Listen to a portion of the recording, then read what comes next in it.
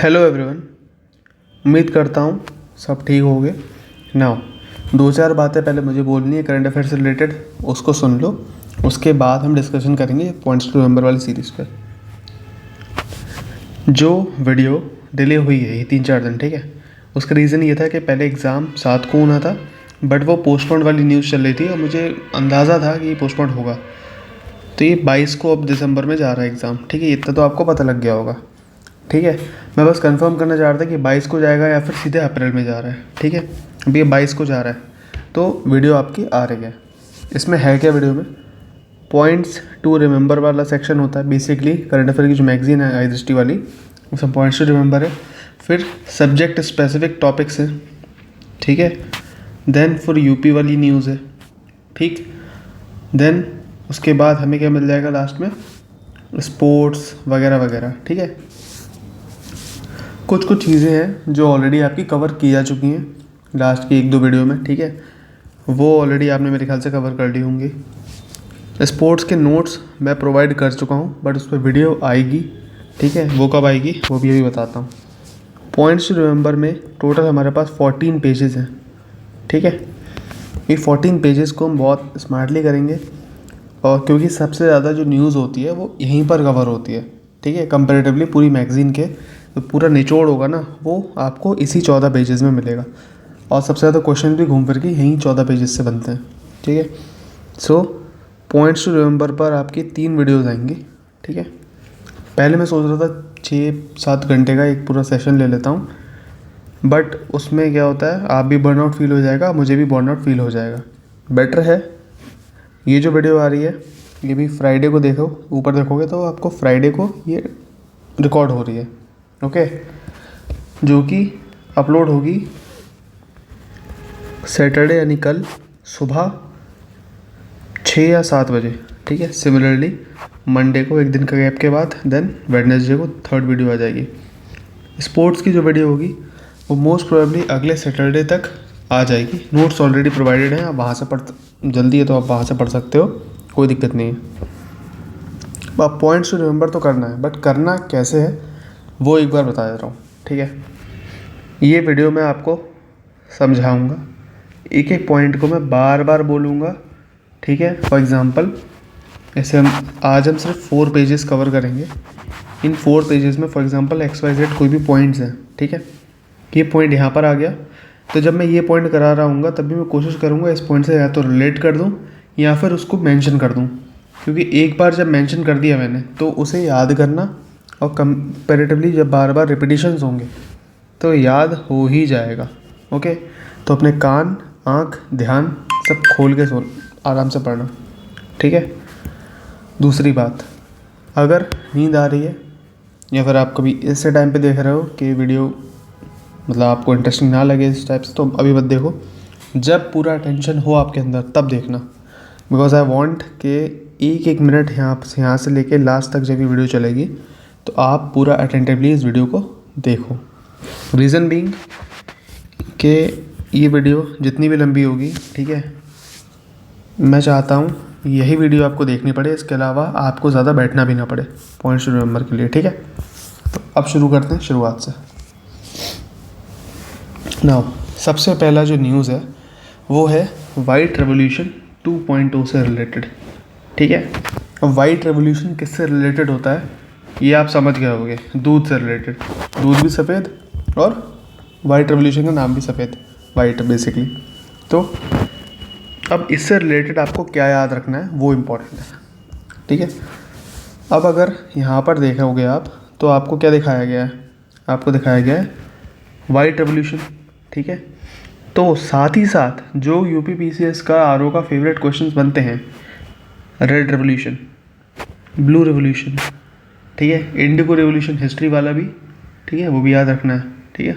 Indigo revolt वाला वो भी भूलना नहीं है, सही है। दीज आर ऑल कहीं ना कहीं थोड़ा बहुत रिलेटेड हैं, ठीक है। तो इसको आप ध्यान रखो, जितने भी रिवोल्यूशंस हुए हैं वो हुए हैं, प्लस कौन इसका जनक था वो भी आपको याद रखना है ना।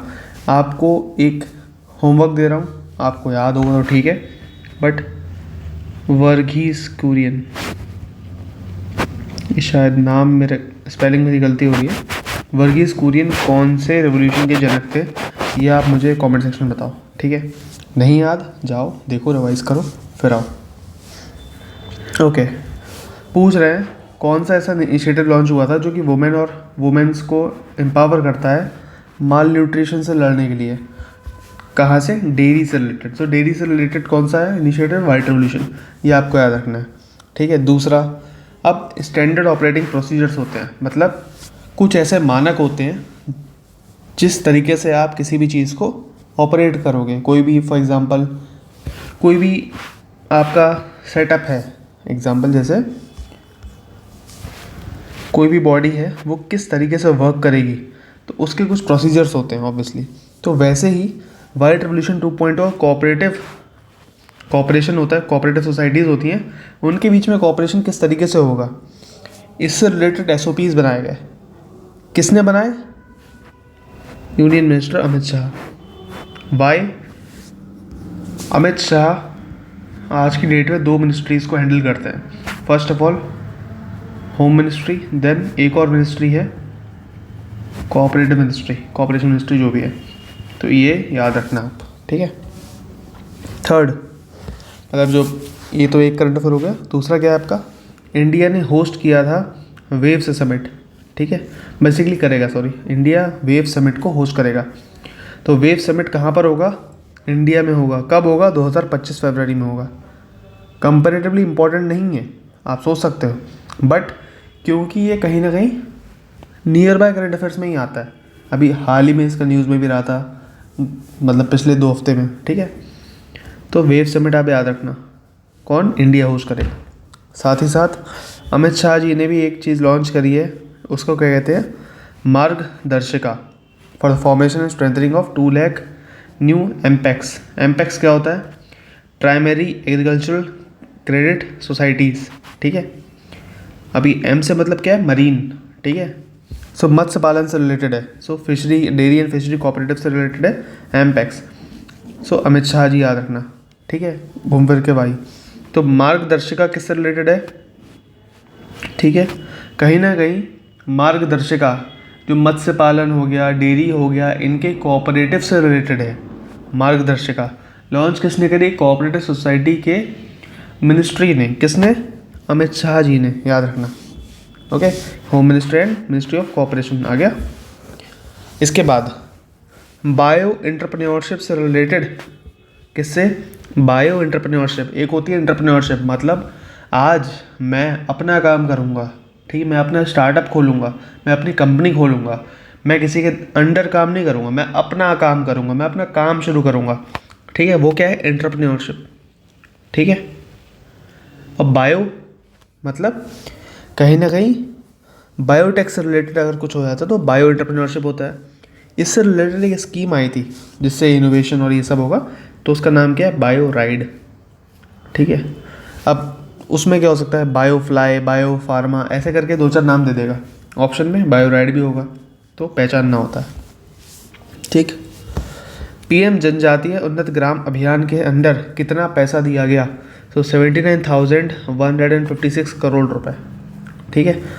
मोटा मोटी आप 79.1 थाउजेंड करोड़ मान लो, ठीक है, या फिर 79 करोड़ मान लो, ऐसे अंदाजे कैसे 79 करोड़, ठीक है, इस टाइप से 79,000 करोड़, सॉरी, इतना दिया गया। इसके अलावा ग्लासगो समिट, सॉरी ग्लासगो में क्या हुआ था? मॉडिफाइड 2026 कॉमनवेल्थ गेम्स होंगे, ठीक है। मॉडिफाइड 2026 कॉमनवेल्थ गेम्स कहाँ होंगे? ग्लासगो में होंगे। ग्लासगो कहाँ पर है? यूनाइटेड किंगडम, ठीक है, UK। इसके अलावा इज़राइल UN में, बेसिकली जब पैलेस्टीन और इज़राइल में युद्ध चल रहा था तो UN में एक प्रस्ताव गया था कि इज़राइल को पैलेस्टीन से पीछे हटना पड़ेगा, ठीक है। तो उसके खिलाफ 43 कंट्रीज़ ने दिया था कि भाई हम इज़राइल के खिलाफ नहीं जाएंगे, ऐसा कुछ। तो आपको बस इतना इसमें याद नहीं रखना, थोड़ा बस 43 कंट्रीज याद रख लो, क्योंकि वो पहले पेजेस पे है, कोई अगर एग्जामिनर है उसकी नज़र पड़ गई, पूछ लेगा question. Second, cabinet approved which institute to be establish for animation, visual effects, gaming, comics and extended reality. So आपको पता होगा आजकल जो बेसिकली आर्टिफिशियल इंटेलिजेंस की वजह से जो प्रॉपर, ठीक है, जो बेसिकली गवर्नमेंट का भी एक कहीं ना कहीं उद्देश्य है कि इंडिया में जो गेमिंग, ठीक है, गेमिंग कंटेंट क्रिएशन है उसको बढ़ावा दिया जाए, उससे रिलेटेड स्टार्टअप्स को भी फंडिंग दी जा रही है। ओके, तो इसकी वजह से ये चीज़ स्टार्ट हुई है, ठीक है। तो ऐसे याद रखना है इसे।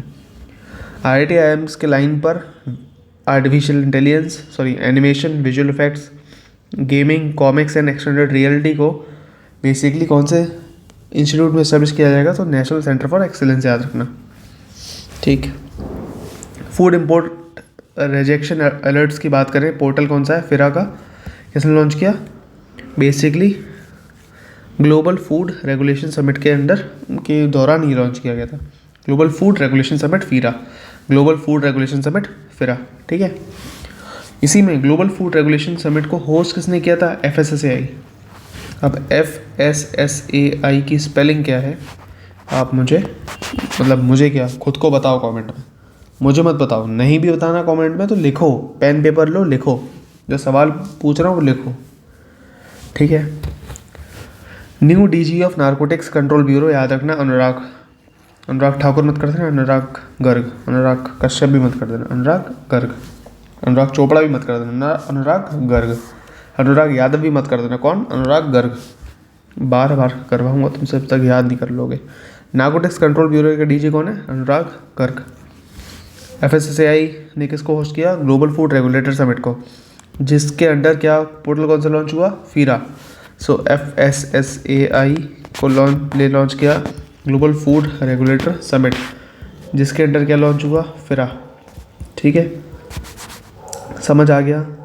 ये जो 2-3 चीज़ें ऐसे बना रहा हूँ ना, मैं लिख रहा हूँ बार बार, इसको एक रफ कॉपी लो और लिख लो, मजाक नहीं कर रहा। कल को रिवाइज करने बैठोगे FSSAI के अंडर GFRS, उसके अंडर फिरा, ऐसे 2 सेकंड में याद हो जाएगा, ठीक है। इसको बना लो, एक बार बना दे रहा हूँ। FSSAI के अंडर कौन है? ग्लोबल फूड रेगुलेटर समिट, उसके अंडर कौन है? FIRA, याद रखना, ठीक। एंड ऑब्वियसली इसकी जो इम्पोर्टेंट क्या है, इसमें आपको फुल फॉर्म भी याद रखनी है। ब्लू क्राफ्ट डिजिटल फाउंडेशन, ठीक है। So blue craft digital foundation ने क्या लॉन्च किया है? Basically Viksit Bharat fellowship programme. So question आ सकता है, विकसित भारत फेलोशिप प्रोग्राम किसने लॉन्च किया है? Blue craft digital foundation. Blue craft digital foundation ये क्या लॉन्च किया है? विकसित भारत फेलोशिप प्रोग्राम, ठीक है। इसके अलावा Indian national centre for ocean information service ने डेवलपमेंट किसका करना है? इसने अनाउंस किया किसका डेवलपमेंट करेंगे? Integrated ocean energy Atlas. Basically आपने एटलस तो सुना होगा, एटलस से रिलेटेड क्या होता है? मैप्स, ठीक है। अब कोई कहेगा ओशियन एटलस क्या है? मतलब समुद्र के अंदर जो पहाड़ हैं, अलग ग्योट्स होते हैं, ठीक है, अलग अलग जो फीचर्स होते हैं, फिजियोग्राफिक फीचर्स होते हैं, उनकी मैपिंग करना क्या होता है? ओशियन मैपिंग, ठीक है। बट ओशियन एनर्जी एटलस मतलब ओशियन में पाए जाने वाले different resources, different forms of energy जो बन सकते हैं, उनकी अगर हमें एटलस में मैप में डालना पड़े, ठीक है, वो क्या होगा? वो होगा इंटीग्रेटेड ओशियन एनर्जी एटलस, याद रखना। इसको कौन डेवलप करेगा? इनक्वाइस को, मतलब Indian national centre for oceanic information services. इतने नाम आपको याद रखने हैं। इसके अलावा यूनियन फिशरी मिनिस्टर कौन है? राजीव रंजन सिंह। उन्होंने क्या लॉन्च किया? कौन सा ऐप? रंगीन मछली। सो राजीव रंजन है, आपको याद रखना है। कौन सा? राजीव रंजन, मंजन नहीं, टूथपेस्ट नहीं है, मंजन नहीं है, राजीव रंजन, मंजन नहीं, राजीव रंजन, ठीक है। सो राजीव रंजन ने रंगीन मछली लॉन्च किया है, ठीक है। अब 2-4 बातें रिवीजन दे देते हैं फटाफट, ठीक है। सो वाइट रेवोल्यूशन से रिलेटेड कौन है? सो याद रखना अमित शाह जी।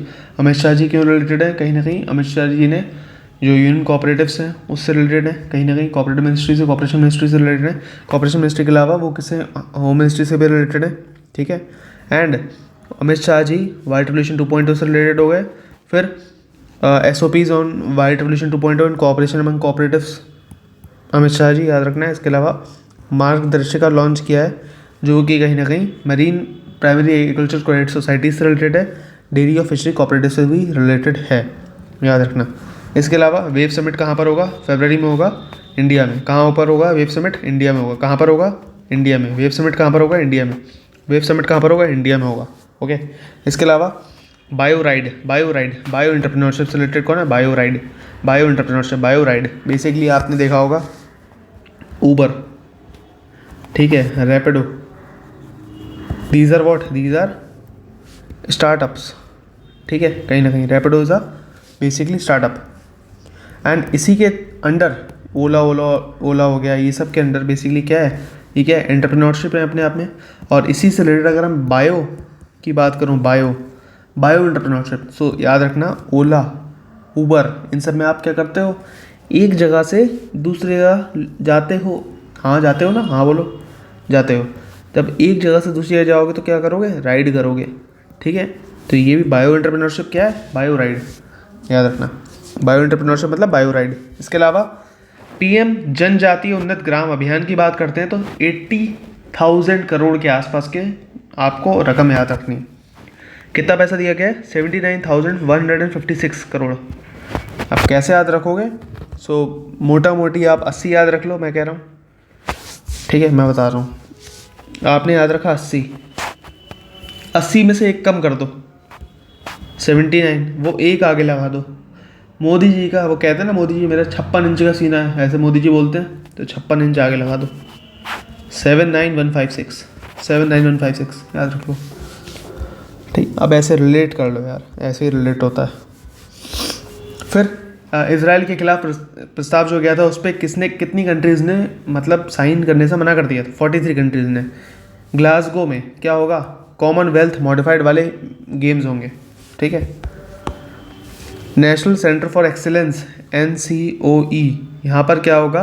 बेसिकली यहाँ पर इस्टेब्लिश किया जाएगा animation, visual effects, gaming, comics and extended reality के लिए, ठीक है। देन आपको याद होगा FSSAI के अंदर कौन है? GFRS, global food regulators summit, उसके अंदर कौन है? FERA means food import rejection alert, ठीक है, याद रखना है इस बात को। इसके अलावा आप देखो अनुराग यादव, अनुराग गर्ग, तो कौन सा आंसर है? अनुराग गर्ग है। कौन से डायरेक्टर है? NCB के डायरेक्टर, मैं लिख दे रहा हूँ क्योंकि इंपॉर्टेंट है, कहीं ना कहीं ये भूल जाओगे इसलिए। अनुराग गर्ग NCB, ठीक है। 2-4 नाम आएंगे, खिचड़ी बन जाएगी, तो लिख दे रहा हूँ मैं साइड में। बाकी कुछ अगर मैं एक्स्ट्रा लिखवाता हूँ, कहीं लिख रहा हूँ तो लिख लेना। जैसे कि इसको बायो एंटरप्रेन्योरशिप से बायो राइड याद रखो, पूरा स्टेटमेंट पढ़ने मत बैठो बार बार। बायो एंटरप्रेन्योरशिप बायो राइड, ठीक है। जनजातीय उन्नत ग्राम अभियान 80 में से एक गया, वो अभी चल रहा है ना पूकी महाराज वाला, कि 70 में क्या जोड़ेंगे 17 हो जाए, तो 80 में से क्या घटाएं कि 79 हो जाए, तो एक घटाओ, 79 में से एक गया, 56 बचा, ऐसे याद रख लो। 56 इंच मोदी जी का सीना, ऐसे, ठीक है। थोड़ा रिलेट करवा रहा हूँ यार, ध्यान से सुनना, सब याद हो जाएगा। ब्लू क्राफ्ट डिजिटल फाउंडेशन, अभी जस्ट बात करी, ब्लू क्राफ्ट डिजिटल फाउंडेशन ने क्या लॉन्च किया है? Viksit Bharat fellowship programme. विकसित भारत को विकसित करना है फेलोशिप प्रोग्राम के थ्रू। कौन करेगा? Blue craft digital foundation. कैसे याद रखोगे? देखो, हमारे जो इंडियन जो क्रिकेट टीम है उसकी जो जर्सी का कलर है वो क्या है? ब्लू, ठीक है, पहली बात। फिर विकसित, आजकल अगर किसी भी देश का विकास हो सकता है या किसी व्यक्ति का विकास हो सकता है, कैसे हो सकता है? डिजिटल इंडिया से, ठीक है। सो विकसित भारत एंटरप्रेन्योरशिप प्रोग्राम कहाँ से आएगा? डिजिटल प्लस ब्लू से, ठीक है। So blue craft digital foundation, Viksit Bharat fellowship programme, okay. Integrated ocean energy atlas, atlas बनाना कौन बनाएगा? Indian national centre for ocean information services, okay. Then Rajiv Ranjan, ministry of fisheries के कौन है? राजीव रंजन सिंह। और रंगीन मछली, देखो मैं आपको बताता हूँ, रंगीन मछली किसने लॉन्च किया है? मछली किससे रिलेटेड है? पानी से रिलेटेड है, ठीक है। पानी मतलब फिशरी विशरी से रिलेटेड, ऑब्वियसली फिश है, तो मछली, मिनिस्ट्री ऑफ फिशरी, ये तो आप याद कर ही लोगे, इजी है। इंपॉर्टेंट है राजीव रंजन सिंह, ये मैं नीचे लिखता रहा हूँ, ठीक है। राजीव रंजन सिंह, क्या नाम है इसका? Ministry of fisheries, okay. इतना आप देखना नीचे। इसके अलावा लापता लेडीज़, अब यहाँ से आगे, Laapataa ladies became the India's first official entry for best international feature film category, so at Oscar. याद रखना, फिर से बोल रहा हूँ, याद रखना, it is not the best international feature film at Oscar, it is India's official entry. मतलब कुछ मूवीज़ होती हैं जो इंडिया की तरफ से जाती हैं, देखो अब बन गई हो तो पता नहीं, एज सच मैं करंट अफेयर्स के हिसाब से बात कर रहा हूँ। तो क्या होता है, नॉमिनेशन के लिए कुछ जाते हैं मूवीज़ वूवीज़, सो ये नॉमिनेट हुई एक तरीके से, ठीक है। Best international feature film category में कौन गई इंडिया की तरफ से ऑस्कर में? लापता लेडीज़। इसको डायरेक्ट किसने करा है? किरण राव। सो लापता लेडीज़ से किरण राव, याद रखना, ठीक है। लापता लेडीज़, सो लापता लेडीज़ से किरण राव, ठीक है। इसको भी नीचे लिख देता हूँ, ये भी नाम है एक तरीके से, लापता लेडीज़ किरण राव, ओके। अब इसके बाद आती है बात कहीं ना कहीं डीआरडीओ की। बेसिकली हुआ क्या है, डीआरडीओ ने vertical launch short range surface to air missile को सक्सेसफुली टेस्ट किया है। कहाँ पर? याद रखना, integrated test range at Chandipur, ये कहाँ पर है? उड़ीसा, ठीक है, याद रखना, चांदीपुर उड़ीसा में इसे इंटीग्रेटेड टेस्ट रेंज में सक्सेसफुली चेक कर लिया है कि भैया हाँ सही चल रही है, सब बढ़िया। Vertical launch short range surface to air missile, ठीक है।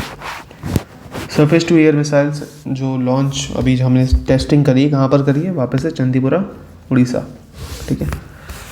5th edition of India Oman joint military exercise Al Najah, ठीक है, याद रखना है, Rabkoot training area Salalah Oman, याद रखना ये बात, ठीक है। Indian Oman joint military exercise हुई थी अल नजहा, वो कहाँ पर हुई थी? इंडिया ओमान की जो है राबकूट ट्रेनिंग एरिया ओमान में हुई थी। सो बेसिकली इतना याद मत रखो, ठीक है, ये ज़रूरी नहीं है, ये भी ज़रूरी नहीं है। सो बस इतना याद रखना, अल नजहा क्या है? अल नजहा बेसिकली इंडिया ओमान की मिलिट्री एक्सरसाइज है जो कहाँ हुई थी? ओमान में हुई थी, ठीक है। अल नजहा क्या है? हटा ही देता हूँ उसे, ओके। सो बस इतना याद रखना, अल नजहा क्या है? अल नजहा इंडिया ओमान की मिलिट्री एक्सरसाइज है, कहाँ पर हुई थी? ओमान में हुई थी, बात खत्म। मिशन मौसम, मिशन मौसम की बात करते हैं। इसका आउटले क्या है? 2000 करोड़ का, ठीक है, आउटले है इसका मिशन मौसम का। और इसे कैबिनेट ने अप्रूवल दे दिया है, जिसका फर्स्ट फेज स्टार्ट होगा सितंबर 2024 से और चलेगा कब? मार्च 2026 तक, ठीक है। इंपॉर्टेंट नहीं, इंपॉर्टेंट ये है प्रोजेक्ट मौसम 2000 करोड़ की इसे अप्रूवल दे दिया गया है किससे रिलेटेड? जो वेदर फोरकास्टिंग होती है ना, उस सबसे रिलेटेड है ये। To replace FAME India phase 2 to promote electrical vehicles, है क्या? PM electrical drive revolution innovative vehicle enhancement, PM E drive scheme जो है, पीएम ई ड्राइव स्कीम। अब PM E drive scheme basically क्या है? इसका बेसिक ऑब्जेक्टिव क्या है? ये फेम इंडिया जो स्कीम है उसको रिप्लेस करेगी। PM E drive scheme will replace FAME India scheme, PM E drive scheme will replace FAME India scheme, okay, fame की फुल फॉर्म आप देखोगे, ये आपका होमवर्क है। PM E drive scheme replace करेगी फेम इंडिया स्कीम को। दोनों का काम क्या है, इलेक्ट्रिकल व्हीकल से रिलेटेड है, ठीक है, इलेक्ट्रिक व्हीकल से रिलेटेड है, याद रखना। इसके अलावा 24th place with the latest ranking of global mega hub airport. तो दिल्ली का इंदिरा गांधी इंटरनेशनल एयरपोर्ट, ठीक है, याद रखना, दिल्ली का इंदिरा गांधी इंटरनेशनल एयरपोर्ट को 24th प्लेस मिली थी in the ranking of global mega hub airports, ठीक है। सो ये बात आपको याद रखनी है। 24th प्लेस कैसे मिली है, दिल्ली के इंदिरा गांधी इंटरनेशनल एयरपोर्ट को, ठीक, कहाँ मिली है, ग्लोबल मेगा हब एयरपोर्ट में। Okay, now civil nuclear cooperation के से रिलेटेड इंडिया के साथ यूएई ने एमओयू साइन किया है, ठीक है। नाउ तो ये था छोटा सा page number 1। I know time लगा है एंड 25 मिनट्स इसी में लग गए हैं, बट कोई दिक्कत नहीं है। फर्स्ट पेज हो गया और आई पर्सनली फील, मतलब ये आपको लगभग 80 to 85% याद हो गया होगा, ठीक है। अभी जब वीडियो एंड करेंगे तो हम इस पेज को वापस से रिवाइज करेंगे फटाफट, तो ये 90 के आसपास % हो जाएगा याद, ठीक है। बाकी जो इम्पोर्टेंट जो आप भूल सकते हो वो मैंने यहाँ लिख दिए हैं। ओके, नाउ अब बारी आती है कुछ स्पोर्ट्स वाली चीज़। ये सब बेसिकली वापस से भी आएंगे, बट आपको यहाँ पर ध्यान रखना है, ठीक है। ये जब मैं स्पोर्ट्स वाला कराऊंगा तब आएगा ये वापस। Okay, so 45th chess olympiad basically, sorry 45th chess olympiad जो हुआ है वो कहाँ पर हुआ है, वो बुडापेस्ट हंगरी में हुआ है, बुडापेस्ट हंगरी। सो हंगरी, नाउ जिसने मेरी ज्योग्राफी की क्लासेस ली थी या मिशन 100 में था, उसके लिए होमवर्क है, या फिर जब भी आप वीडियो देख रहे हो तो आप कमेंट करो या फिर अपने मन में सोचो, हंगरी की बॉर्डरिंग बेसिकली कंट्रीज़ कौन कौन सी हैं, ये आपको पता होना चाहिए। नहीं पता है जाकर रिवाइज करना या फिर गूगल से देख लो एक बार, बट याद होना चाहिए, ठीक है। सो चेस ओलंपियाड कहाँ पर हुआ था, हंगरी, बुडापेस्ट में हुआ था।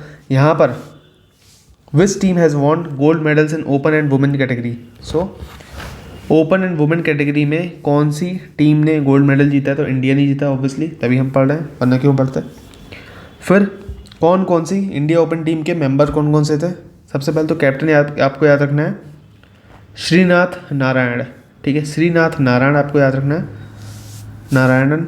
Okay, then Gukesh, D Gukesh, Praggnanandhaa जो भी है, फिर अर्जुन याद रखना है, विदित और हरिकृष्णा।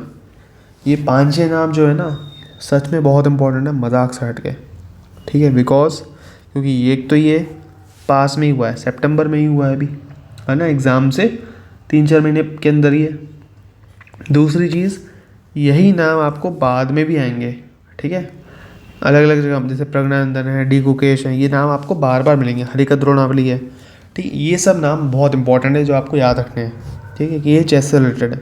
ओके, सो श्रीनाथ नारायणन, अर्जुन, हरिकृष्ण, प्रज्ञानंदन, मेरा टंग स्लिप हो जाता है, प्रज्ञानंदन, याद कर लो, सॉरी, डी गुकेश, प्रज्ञानंदन, अर्जुन, हरिकृष्ण, विदित और श्रीनाथ, ठीक है।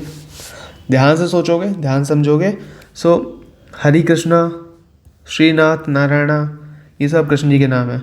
अर्जुन बेसिकली कृष्ण जी से ही ऑब्वियसली रिलेटेड हो गए, ठीक है, महाभारत से रिलेटेड हो गए, तो 3-4 नाम तो सेम ही है।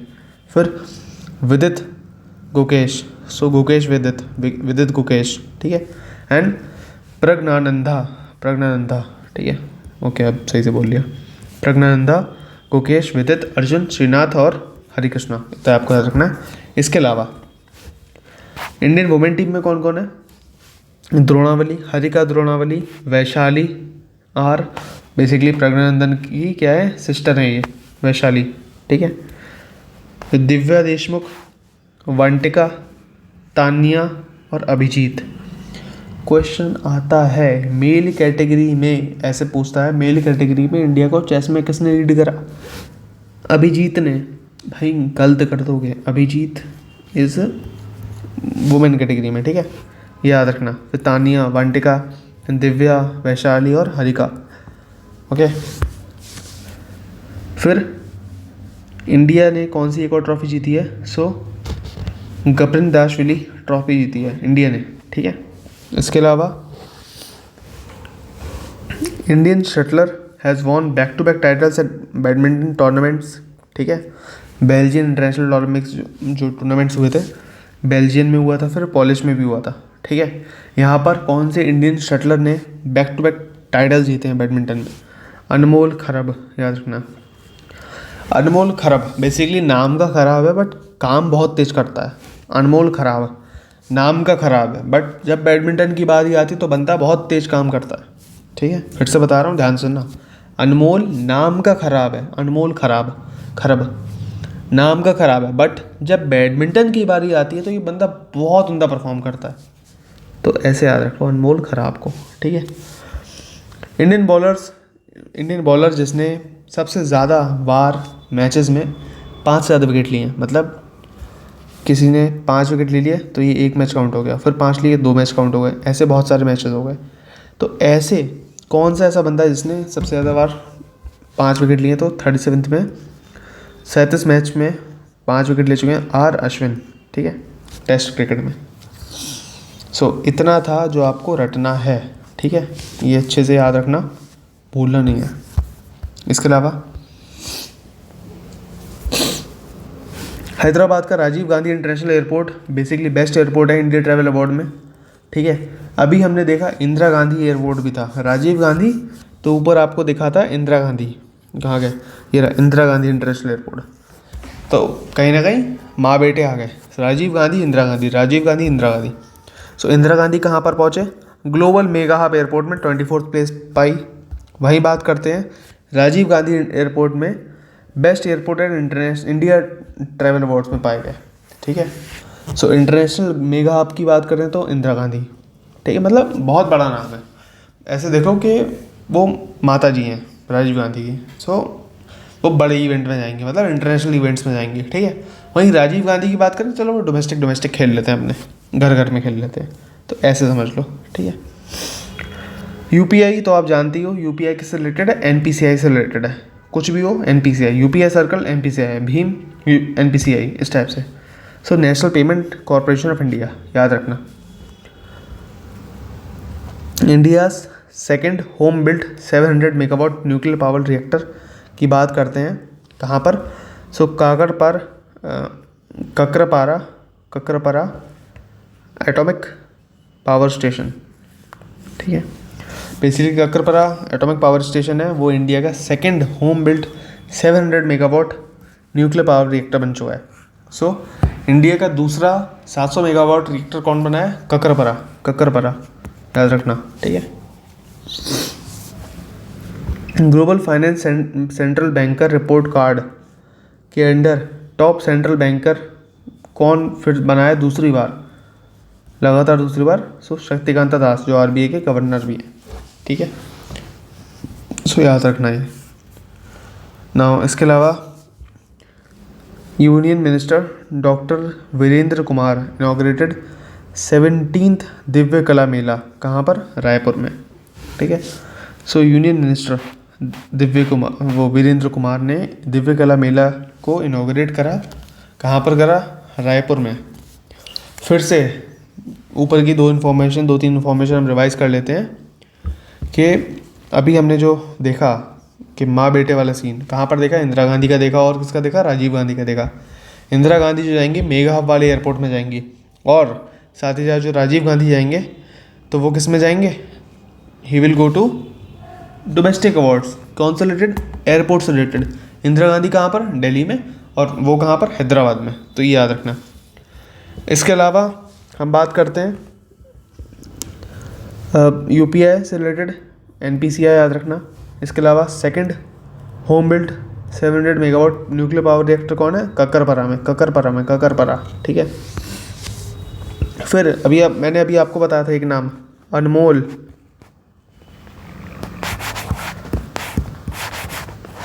अनमोल का पूरा नाम तो मैं भी भूल गया, गवार था ऐसे कुछ करके था, पता नहीं, बेकार से था।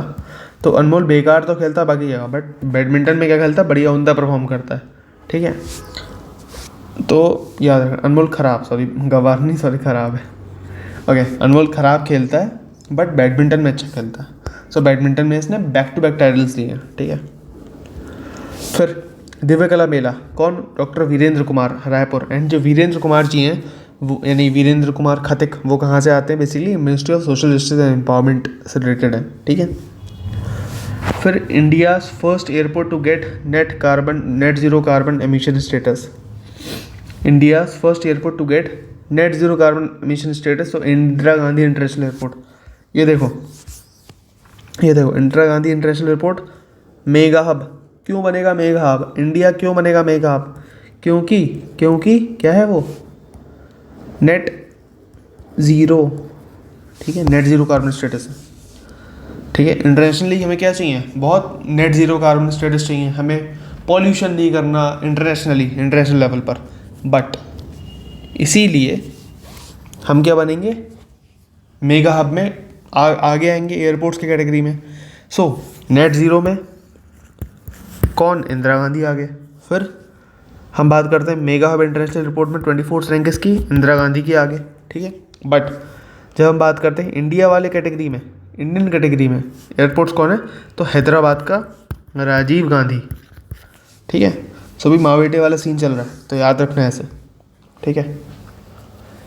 नाउ फॉरेन डायरेक्ट इन्वेस्टमेंट की बात करते हैं। India's food processing sector was declined by 30% to इतने करोड़ लास्ट ईयर। अभी ये एफडीआई की बात है, बेसिकली ये अगस्त का डेटा है, ठीक है। इतना कारगर, इतना ज़रूरी है नहीं कंपेरेटिवली, नहीं इकॉनमी में ऐसे कुछ पूछता है, बट थोड़ा याद रख लेना। महाराष्ट्र का पहला सोलर विलेज कौन है, तो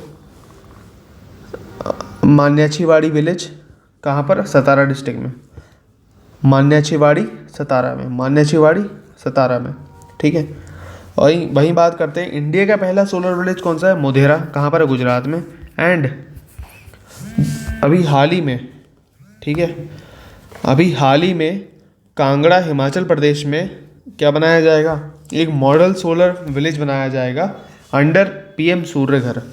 कांगड़ा हिमाचल प्रदेश में एक मॉडल सोलर विलेज बनाया जाएगा अंडर पीएम सूर्य घर, याद रखना, कांगड़ा हिमाचल प्रदेश। ये बेसिकली लेटेस्ट न्यूज़ में था तो मैंने ऐड कर लिया, ठीक है। मोढेरा वाला गुजरात में जो है वो इंडिया का पहला सोलर विलेज है, और बेसिकली जो महाराष्ट्र का पहला बना है वो मान्याचीवाड़ी विलेज सतारा डिस्ट्रिक्ट में। इतना आपको याद रखना ही रखना है, ओके।